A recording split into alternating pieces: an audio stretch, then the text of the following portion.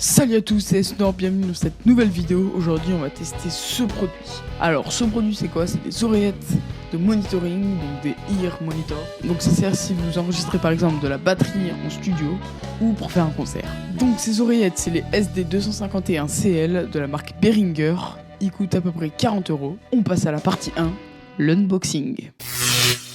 Donc la boîte se présente comme ceci. Ce qu'on va faire c'est qu'on va l'ouvrir comme ça. Et dedans vous pouvez voir qu'on a directement les oreillettes et une petite boîte à l'intérieur. Donc on a un mousqueton avec un adaptateur, plaqué or l'adaptateur, attention, et un petit outil, la notice et des mousses. Au niveau des oreillettes, j'ai pris le modèle blanc avec le plastique blanc. On a également dans la boîte d'autres tailles d'oreillettes, plus grandes ou plus petites. Et pareil pour les mousses, il y a plusieurs tailles qui soient plus grandes ou plus petites. On passe donc à la partie suivante, les spécifications. Donc ces oreillettes, elles ont une réponse de fréquence à 20 Hz ou 20 kHz. La longueur du câble, c'est 1,6 m, c'est à peu près de ma taille.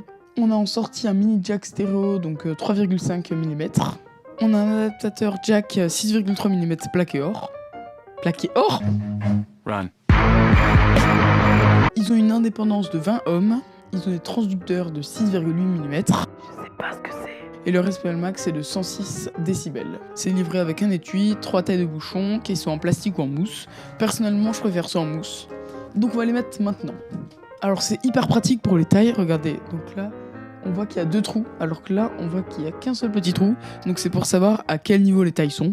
Donc moi, je vais prendre ceux avec 2 trous, et il y en a une avec 3 trous, où ils sont vraiment très grands. On va changer pour ceux en mousse, parce qu'apparemment, ça isole mieux. Du coup, on va ouvrir notre produit. Alors déjà, ce que je remarque, c'est que comparé à d'autres de la marque Shure, qui sont quand même assez chers, à peu près 113 €, la gaine plastique, elle est beaucoup plus fine. Elle paraît beaucoup moins solide, mais bon, c'est pas grave si on tire pas dessus en soi. On va les tester. Sur ce, ça fait une super transition pour passer à la partie 3. L'essayage. Donc cette partie elle va se diviser en plusieurs choses. La partie test, donc test essayage, la partie test auditif, la partie test auditif isolation, donc je vais jouer de la batterie en écoutant de la musique, et juste test isolation, donc je vais juste jouer de la batterie sans musique. Donc l'essayage. Exactement comme ça, donc là ça tient bien. Je vais mettre pareil à l'autre. Alors c'est pratique parce que la gaine derrière qui est flexible et qui permet de se mettre comme on veut. Alors ils ont un look très très pro, donc c'est vraiment pas mal.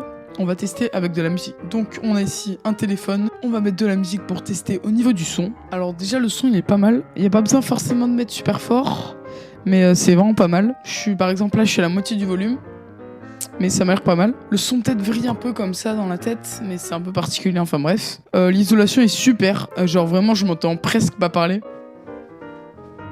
Alors il y a quelque chose qui ressemble pas, c'est pas un faux contact, mais ça fait quand il n'y a pas de son, que le son est coupé, ça fait comme ça, bon pas aussi fort. Hein. On va tester donc à l'isolation en jouant de la batterie.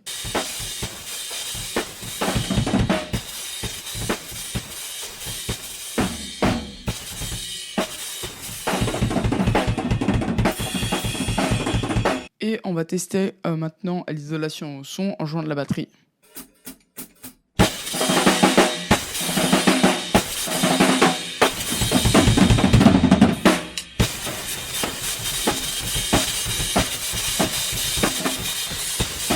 En jouant de la batterie, c'est vraiment bien.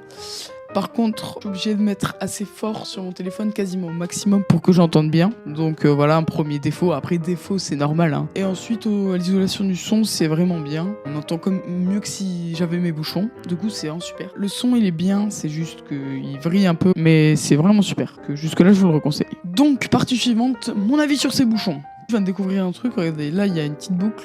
Petite bouclette. Un mousqueton, on peut le mettre dedans. Bon, alors voilà ce que ça donne. Je trouve ça vraiment cool. Je peux l'accrocher ici à ma poche. Donc, mon avis sur ces bouchons.